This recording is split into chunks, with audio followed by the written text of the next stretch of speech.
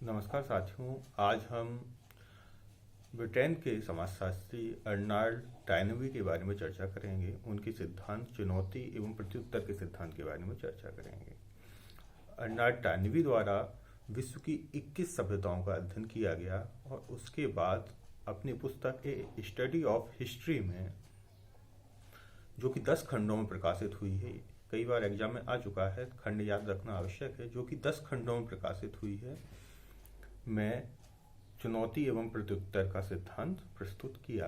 Arnold Toynbee का कहना है कि किसी भी सभ्यता को पहले चुनौती मिलती है और उसके बाद उसका प्रत्युत्तर दिया जाता है, और जो सभ्यता प्रत्युत्तर दे देती है अच्छे ढंग से उस चुनौती से संघर्ष करती है, उत्तर दे देती है उसका, वह सभ्यता बची रहती है। और जो सभ्यता उस संस्कृति का उत्तर नहीं दे पाती है, वह सभ्यता खत्म हो जाती है।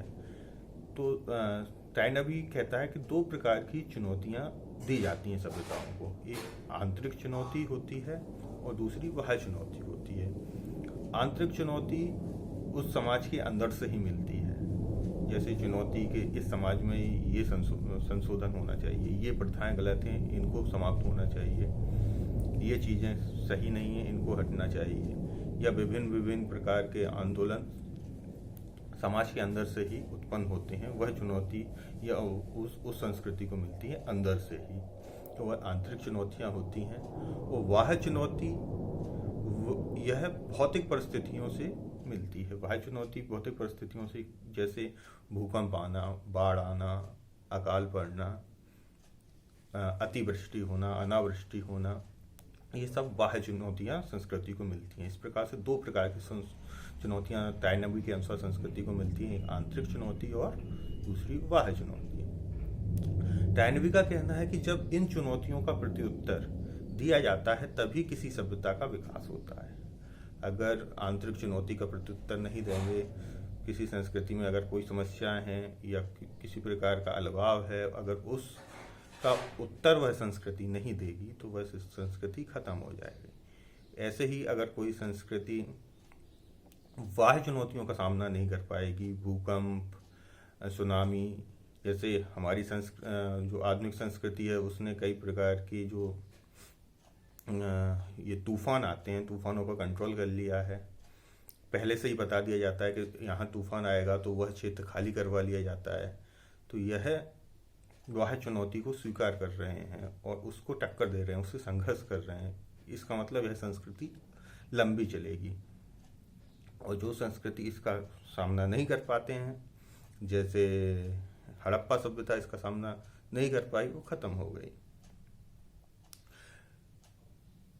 टाइनबी का कहना है कि ये जो चुनौती का सामना करते हैं, ये हर कोई व्यक्ति नहीं कर सकता है। कुछ एक व्यक्ति या बौद्धिक वर्ग या क्षमतावान वर्ग में ही यह क्षमता होती है कि वह इस प्रकार की चुनौतियों का सामना कर पाए, और इस वर्ग को ही टाइनबी सृजनशील अल्पसंख्यक बोलता है। सृजनशील अल्पसंख्यक, क्रिएटिव माइनॉरिटी। ये क्वेश्चन कई बार आया है, सृजनशील अल्पसंख्यक की बात किसने की है, तो अर्नाल्ड टाइनबी ने की है।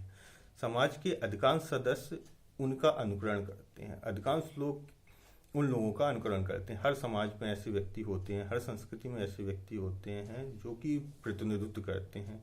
जैसे कि माना जाए तो स्वामी विवेकानंद, APJ अब्दुल कलाम, या कई नेता लोग, वैज्ञानिक लोग, जो कि प्रतिनिधित्व करते हैं उस संस्कृति का, चुनौतियों से बचाने का प्रयास करते हैं, आंतरिक और बाह्य चुनौतियों से बचाने का प्रयास करते हैं।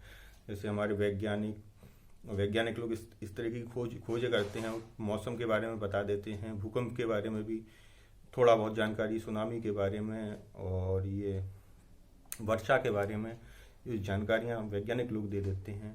तो ये सृजनशील अल्पसंख्यक हैं। इसी प्रकार ये तो बाह्य चुनौतियों के बारे में जानकारी। आंतरिक चुनौतियों के बारे में भी सरकार में बैठे हुए लोग, जो विद्वान लोग हैं, ये सब सृजनशील अल्पसंख्यक लोग हैं। इनके अनुसार ही बकाया जनता चलती है, उनका अनुसरण करती है, ऐसा अर्नाल्ड टाइनबी का कहना है।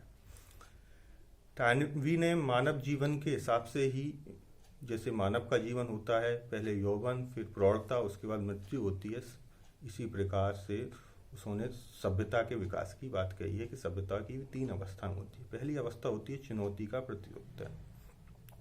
पहली अवस्था यह है कि किसी भी सभ्यता को कोई चुनौती आए तो उस सभ्यता को उसका प्रत्युत्तर देना ही पड़ेगा। अगर वह सभ्यता उसका प्रत्युत्तर नहीं देगी तो वह समाप्त हो जाएगी, जैसे कि गंगा नदी के आसपास विकसित सभ्यता समाप्त हो गई।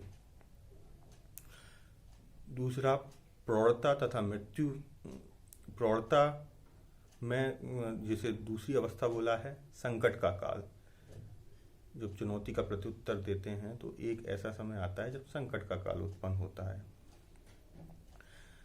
जब चुनौती से प्रत्युत्तर देने के लिए हम नुकसान में होते हैं, संघर्ष कर रहे होते हैं, तो वह संकट का काल होता है, शांति का काल नहीं होता है। तीसरी अवस्था होती है क्रमिक अवसान का काल। क्रमिक अवसान का काल से मतलब या तो वो चुनौती को आप खत्म कर दोगे या फिर आप खत्म हो जाओगे अगर आप उसका प्रत्युत्तर नहीं दे पाए। तायनबी का कहना है कि सृजनशील अल्पसंख्यक उत्साह एवं जोश में कार्य करते हैं शुरू में, तब तक सभ्यता निरंतर चलती रहती है, और जैसे ही इनके समय के साथ साथ इनका जोश, इच्छा शक्ति, प्रेरणा आदि कमजोर पड़ती है तो सभ्यता संकट में आ जाती है। जब सभ्यता संकट में आ जाती है तो धीरे धीरे उसका अवसान हो जाता है। जब तक सृजनशील अल्पसंख्यक पहली अवस्था में चुनौती का प्रत्युत्तर देते रहते हैं तब तक ठीक है। जैसे ही अल्पसंख्यक कमजोर हुए, सृजनशील अल्पसंख्यक की इच्छा शक्ति कमजोर हुई, तो संकट का काल, जैसे दूसरा काल बोला है, वो चालू हो जाता है और फिर तीसरे काल में उसकी परिणति हो जाती है, क्रमिक अवसान हो जाता है। धन्यवाद।